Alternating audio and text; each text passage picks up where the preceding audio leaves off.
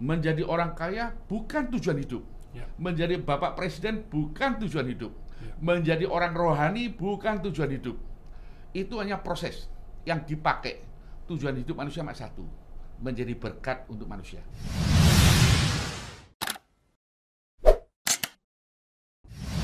Semangat pagi, sobat sukses. Pada hari yang luar biasa ini, saya kedatangan tokoh yang sungguh luar biasa sekali. Tokoh ini teladan di dalam keluarga, di dalam beribadah, juga di dalam karier, baik itu pendidikan maupun di dalam bisnis. Karena tokoh yang satu ini masuk di Forbes tahun 2020 yang terkaya nomor 7 di Indonesia. Dan juga dalam sisi kiprah di dalam sosialnya juga luar biasa sekali karena sudah bekerja sama dengan Bill Gates Foundation. Jadi ini benar-benar sudah kelas dunia. Siapakah dia? Yaitu Datuk Sri Profesor Dr. Tahir. Terima kasih. Wah, ini terima kasih sekali Terima kasih, Pak. saya Pak Tahir ya. Terima kasih Ini kesempatan. kedatangan Bapak sungguh suatu kehormatan bagi Terima kasih, saya ya. terima kasih. Saya membaca buku Bapak ini dalam 2 hari. Oke. Hari pertama saya membaca ini menangis beberapa kali, bukan hanya sekali. Ya, jadi saya benar-benar merasakan bagaimana seorang tokoh seperti Tahir waktu dilahirkan pun sudah mempunyai masalah. Yaitu mungkin Pak Tahir bisa cerita nih ya tentang masa-masa yang sungguh sangat penuh dengan perjuangan, Pak Tahir. Ya. Ada orang mengatakan bahwa kita perlu mengingat sejarah. Betul. Saya setuju dan tidak setuju. Artinya gini, sejarah itu kita perlu ingat, bukan tenggelam dalam sejarah, tetapi sejarah itu adalah suatu modal untuk kita melihat ke depan. Kalau kita hanya lihat depan, tidak tahu sejarah, kita mungkin bisa meleset. Karena sejarah itu pembentukan manusianya. Tapi kalau tenggelam di sejarah toh, kita nggak bisa maju-maju. Ya. Jadi saya tidak pernah malu atau merasa sungkan mengatakan asal-usul. Karena bagaimanapun asal-usul yang melahirkan saya kan. Kalau nggak ada asal-usul kan nggak ada Tahirnya. Ya. Sehebat mau Tahir apapun, harus kembali ke asal-usulnya dulu. Ya. Asal-usul saya, keluarga saya minim sekali, karena orang tua saya nyewakan beca. Saya kalau boleh renungkan kembali, atau misalnya ada hidup kedua kali, saya tetap ingin hidup pada keluarga ini. Ya. Saya tidak pernah kepinginan mau hidup di keluarga Bill Gates atau orang kaya, saya tidak. Ya. Karena alasan yang terpenting adalah orang tua saya meninggalkan teladan yang baik untuk anaknya belajar. Jadi saya kira it is a blessing dari Tuhan yang memberkati saya bisa lahir di keluarga ini. Betul Pak Tahir. Jadi ini sobat sukses, seorang Tahir, dan tentunya masih banyak sekali Tahir-Tahir di masyarakat Indonesia yang hidupnya serba kekurangan ya. Tapi jangan putus asa ya. Harus mau mempunyai mimpi, mau berjuang untuk menggapai mimpinya tadi sehingga bisa menjadi sosok yang bermakna dan bermanfaat. Jadi sosok Pak Tahir ini meskipun hidup dalam keluarga yang serba kekurangan, tetapi orang tua mendidiknya sungguh luar biasa. Ya. Jaga martabat dan kehormatan. Ya. Nah, itu menurut saya luar biasa sekali ya. Jadi di keluarga yang serba kekurangan ya, Pak Tahir waktu bermain dengan tetangga pun, tetangga yang mempunyai gedung, orang tuanya melarang untuk bermain dengan anak-anak miskin. Ini kan sungguh waktu masih kecil ini kan suatu cobaan-cobaan hidup yang terus berkali-kali Pak Tahir alami ya. Termasuk di mana waktu mama Pak Tahir meminta uang setoran dari seorang tukang becak yang kebetulan emosi, jawabannya bukan hanya tidak mengenakan, tapi melempar batu di keningnya mama ya. Itu seorang anak melihat seperti itu, gimana Pak Tahir perasaannya Pak Tahir waktu itu ya? Jujur saya tidak melihat, tapi orang tua menceritakan. Saya pikir begini ya. Ada peribahasa mengatakan bahwa seorang pahlawan tidak melihat asal-usulnya. Yang terpenting gini, suatu keadaan yang serba minim pasti membuat saya minder. Pasti. Saya minder sampai saya dewasa masih minder. Sekarang tinggal sikap kita nih, attitude hidupnya. Kalau kita bisa merubah minder menjadi suatu motor, ya, yang bisa mendorong kita lebih maju. Kita tidak hidup dalam kepahitan, bitterness, ya. Kita tidak tenggelam dalam mengkasihani diri bahwa dunia tidak adil, Tuhan tidak adil.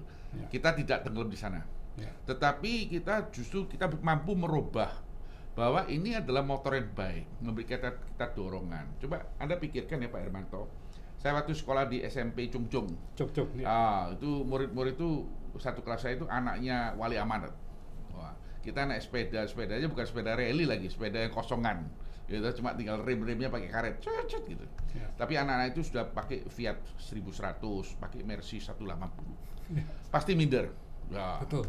Pasti minder. Tapi kalau saya teliti kembali sekarang mereka di mana? Saya perhati mereka di mana. Mereka rata-rata susah. Ya. Jadi sikap ini penting, sikap hidup positif ya. Artinya sesuatu yang susah harus dijadikan dorongan, harus dijadikan positif ya, encouragement bahwa Anda bisa kerja lebih keras, Anda tidak main-main dalam hidup. Ini tidak bisa dibuat main-main. It's a serious thing hidup ini, karena after all, you tidak hidup aja karena love, tapi ada responsibility. Maka itu Pak Hermanto, saya bagi manusia sebagai 4 tahap.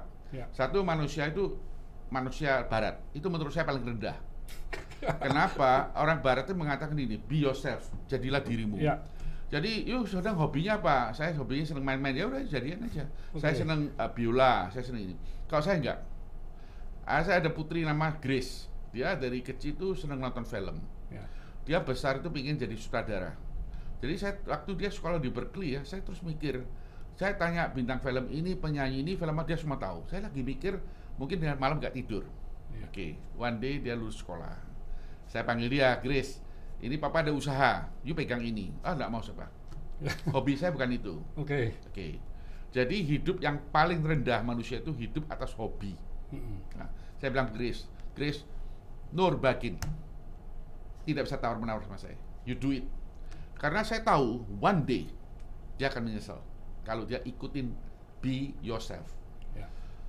Naik ke tingkat lebih tinggi, tingkat 3. Hidup itu bukan karena saya senang atau tidak senang.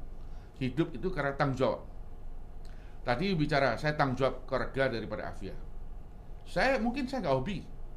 Mungkin saya tidak hobi buka pabrik cat. Saya tidak punya hobi jadi orang melarat, tapi I have to work. Ya, karena ada tingkatan lebih tinggi, tanggung jawab. Saya harus melihara keluarga saya, anak-anak saya, adik-adik saya harus jaga. Dan I like it or I don't like it, I have to work. Naik ke tingkat 3. Tingkat 3 karena you kerja keras. Satu hari Pak Hermanto jadi ahli di catnya. Afia itu paling top di Jawa Timur, Indonesia Timur mungkin Indonesia.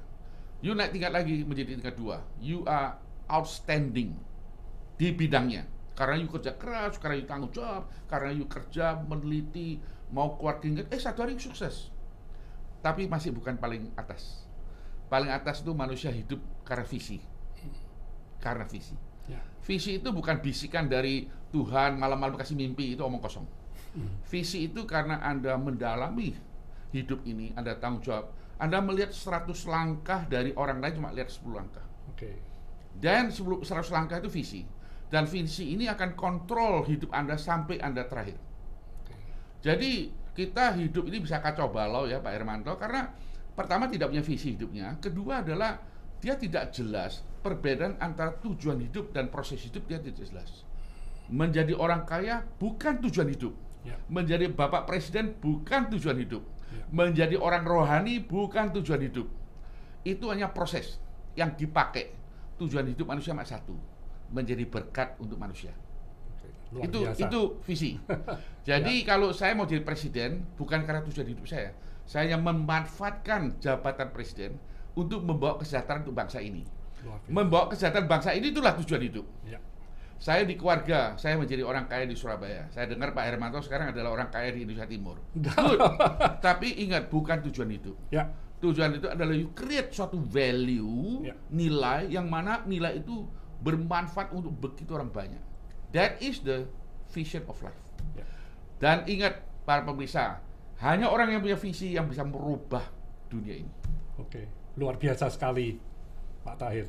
Jadi sobat sukses, you semua sudah mendengarkan ya.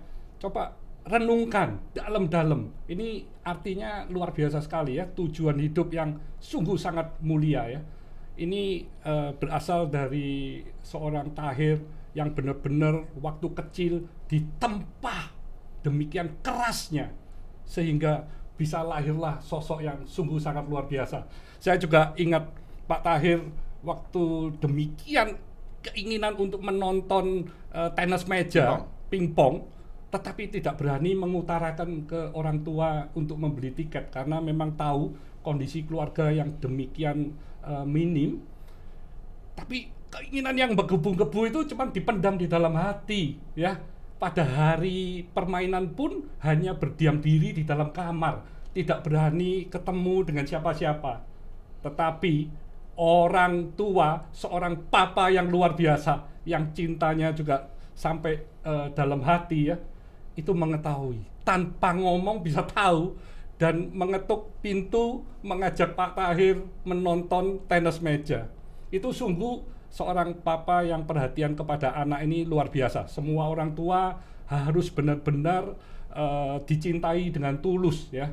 Dan di waktu membeli tiket pun bukan untuk berdua, hanya cukup untuk satu diberikan kepada Pak Tahir untuk menyaksikan pertandingan itu. Yeah. Saya bisa menyelami Pak, bagaimana Bapak melihat pertandingan itu sambil masih mengingat-ingat papa yang tidak ikut menonton bersama. Itu sungguh suatu perasaan yang pasti tidak bisa terlupakan ya Pak. Jadi itu salah saya Gadevo, juara dunia Chuang Cetung datang ke Surabaya, main di THR sebenarnya. Ya. Jadi papa saya ajak saya nonton, lalu saya dikasih tiket. Lah saya tanya papa saya, "Loh, Pak, lu di mana?" Saya di luar aja lah. Ya, di luar berdiri. Dan ternyata tiket itu juga dibeli yang paling murah. Karena saya berdiri paling belakang. Jadi sebenarnya tidak begitu jelas lihat mainnya itu. Karena tiketnya saya masih ingat di paling belakang. Karena saya pemain pingpong. Jadi papa saya tahu. Saya tidak terlalu mikirkan ada papa di luar. Tapi setelah keluar, saya cuma bilang, "Pak, ini pingpongnya begitu dahsyat ya, kok you nggak lihat, kenapa sayang?" Gitu. But after many years, kalau kita flashback, that is the greatest love untuk papa kepada anak. Saya dengar you baru kehilangan ayah, saya bisa rasakan. Betul. Saya sebenarnya mau datang ke Adiasa, karena saya ada di Surabaya hari itu. Yang punya restoran di Arjuno, apa itu namanya, Haryanto. Dan Pak istri bilang, Pak Tahir jangan, you kan COVID ini bahaya. You batalkan. Saya bilang, oke okay lah, saya mampir sebentar, saya pulang airport. Akhirnya saya batalkan. Saya begitu sayangnya kepada papa saya sampai hari ini. Papa saya sudah meninggal 83, jadi 83 37 tahun. Ya. Dari mulai meninggal hari pertama sampai tadi pagi, kalau saya mampir Surabaya 1 tahun 10 kali, sebelum saya masuk kota Surabaya, saya nyekar dulu. Itu prinsip. Luar biasa. Jadi kalau 30 tahun ini saya pergi ratusan kali, is okay. Jadi polisi yang ngawal saya udah tahu, kita nyekar dulu ya ke Mangkuning, baru kerja. It's become principle. Ya. Dan kalau kita ke kuburan, saya lihat banyak orang minta ini minta itu. Terus papanya udah nggak ada, masih direpotin. Ya. Kalau saya cuma terima kasih, Pak, you are great fathers. You give us a family, a beautiful family. Ya itu saya syukurin. Dan saya ingat keringat you selama 31 tahun. Karena waktu Bapak meninggal saya 31. Ya. Jadi saya bisa merasakan Pak Hermanto. Ya. I heard that you love your father so much. You have to. Kita mengasihi orang tua. Makanya kalau kita lihat Alkitab ya lucu. Di dalam bahasa Greka itu kasih dibagi 3. Satu agape, satu filio, satu eros. Eros itu erotik ya, eros. Seneng sama seneng karena kebutuhan. Ya. Masuk ke filio itu brotherly love ya. Yaitu keluarga, saya sama saudara, sama family, brother love. Tetapi manusia tidak boleh pakai agape. Karena agape itu kasih Allah kepada manusia. Tidak boleh satu manusia bilang, saya agape Pak Hermanto, tidak boleh. Tapi ada satu dikasih kelebihan, orang tua. Orang tua mengasihi anak boleh pakai agape. Lucu nih. Jadi Gusti Allah itu udah tahu bahwa kasih orang tua kepada anak itu nggak ada pamrih. Betul. Ya. Kita harus flashback nanti berapa puluh tahun ya, selalu ingat bahwa we are so lucky, so blessed. We have a great parents. Setuju Pak Tahir. Mungkin waktu papa masih ada kita nggak merasakan. But after kehilangan, then kita mulai merenungkan kembali. he's a great father. Yeah. We are so lucky, we have a good father. Yes. Ya, Terima kasih Pak Tahir. Jadi memang ada kesamaan antara papa Pak Tahir dan papa saya, Iya. yaitu sama-sama miskin. Jadi papa saya ini demikian miskinnya, dia cerita sama saya, papa kalau berjalan itu tidak berani melihat mukanya orang Oh, atau iya? matanya orang. Jadi iya. hanya menunduk. Kenapa? Karena takut nanti dikira minta sesuatu atau mau merepotkan. Ya, Dan sama. selama beberapa tahun tidak pernah menerima ulem-ulem atau apa itu undangan ya dari siapapun. Jadi memang kami juga sudah merasakan demikian tidak dihargainya seseorang miskin ya. Bahkan papa sering ngomong kalau orang tidak punya apa-apa itu bahkan kadang nilainya itu lebih rendah dari kotoran. Oh, iya. Karena kotoran aja masih diambil iya. untuk Oh, iya. pupuk. Oh, iya. Tapi kalau orangnya Betul. nggak punya apa-apa, Betul. nggak dilihat, Iya. ngelihat aja dia sudah malas. Betul Pak Jadi- Hermanto, itu betul sekali. Karena saya dari muda ya, saya liatin kita punya orang tua dihina orang, Ya. diinjek orang, Ya. ya. Nanti bank kejar kita. Ya. Saya lihat papa saya begitu gelisahnya kalau bank udah telepon gitu. Semua memori, karena kebetulan memori saya extraordinary bagus. Jadi saya bisa ingat mulai umur 3 tahun sampai sekarang. Wow. Jadi saya bisa ingat, jadi saya sangat appreciate. Ya, ya. Jadi waktu Pak Hermanto saya datang bilang kehilangan ayah, lalu pimpinan cabang saya bilang Pak Hermanto adalah orang yang sangat mengasihi ayah. Saya respect, karena saya nggak tahu agama you ya, apa agamanya? Saya Konghucu. Konghucu. Ya. Saya cerita sedikit Alkitab. Ya. Lucu itu, kan kita tahu ada perintah Allah 10. Banyak orang tidak percaya Tuhan juga tahu. Tuhan itu kasih the 10 commandment, Ya. 10 perintah. 10 perintah itu ya, tidak ada yang bawa janji. Maksudnya gini, you tidak mencuri, Tuhan bilang saya kasih hadiah, enggak. Lalu hormatilah hormatilah alamu, tidak ada. Tapi pasal 5, di mana dia bilang hormatilah orang tamu, honor your parents. Tuhan lucu, dia kasih janji. 10 perintah Allah itu satunya bawa janji. Pasal 5. Yaitu apa? Kalau Anda berbakti mengabdi orang tuamu, di dalam hidup sekarang Anda dikasih panjang umur. Ya. Di hidup yang akan datang Anda diberkati. Ya. Saya selalu bilang sama orang Kristen, 10 perintah Allah you jalanin, cuma satu yang bawa hadiah. Hormati orang tuamu. Ya. Saya setuju Pak Tahir. Jadi memang kita ini ada kesamaan Pak. Ya. Kalau saya berdoa, Family value-nya kalau sama. berdoa Ya. itu saya sama sekali tidak pernah minta-minta. Karena itu adalah tugas kita untuk do our best Yes. ya. Jadi bukan meminta-minta atau Sudah ngerepotin lagi. Iya.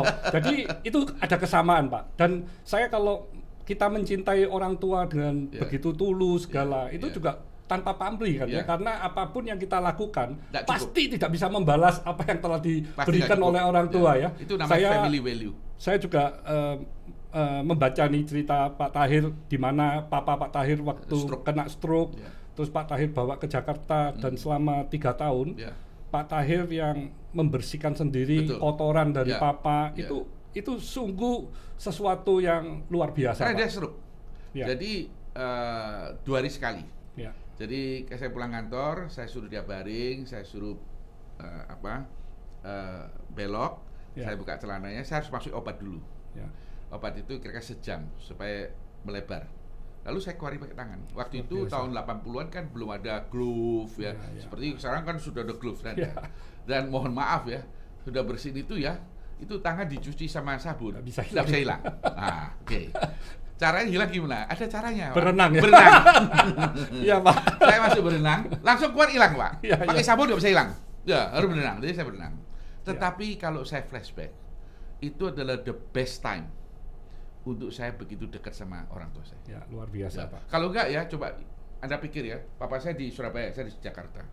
Saya tidak ada kesempatan untuk honor my father. Ya. Tapi Tuhan sayang saya. Saya Ya. dikasih kesempatan 3 tahun. Kalau jaga di Congwa Iwan ya, itu kan malam giliran saya, pagi giliran adik saya.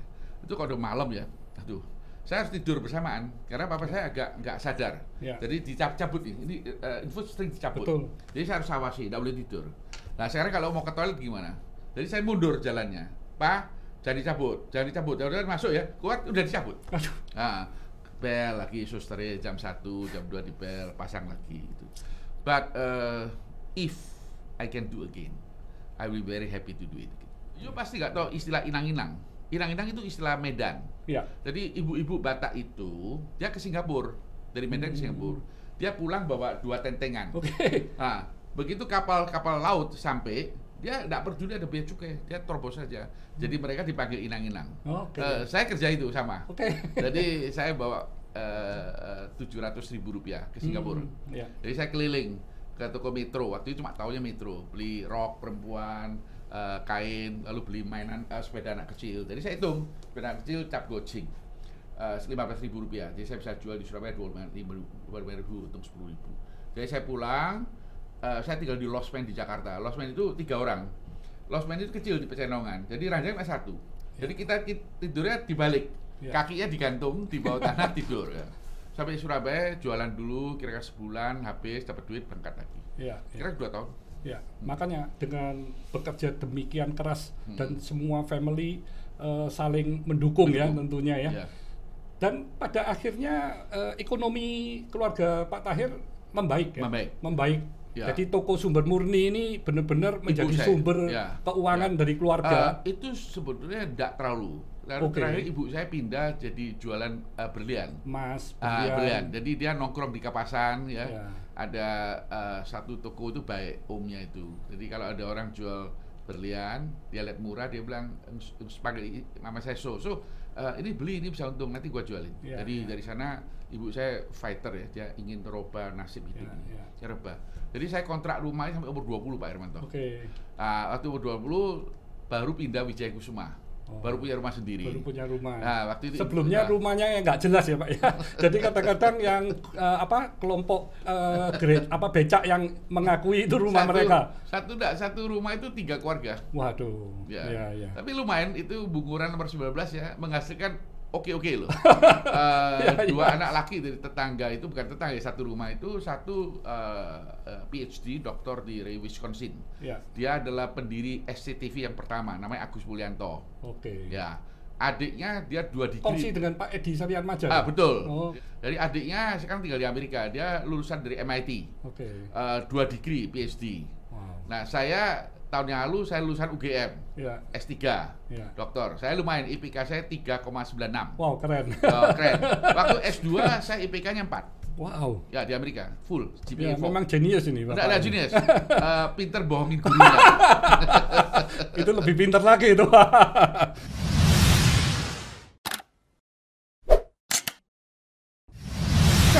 Saya minta maaf kepada Pak Mukhtar karena saya mantu kurang ajar.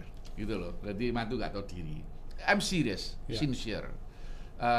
I think tanpa Mokhtar Yadi tidak akan ada Tahir. Betul, Pak. Tanpa Rosi Riyadi tidak akan ada Tahir. Betul. Ini tulus, bukan berpura-pura rendah hati. Betul.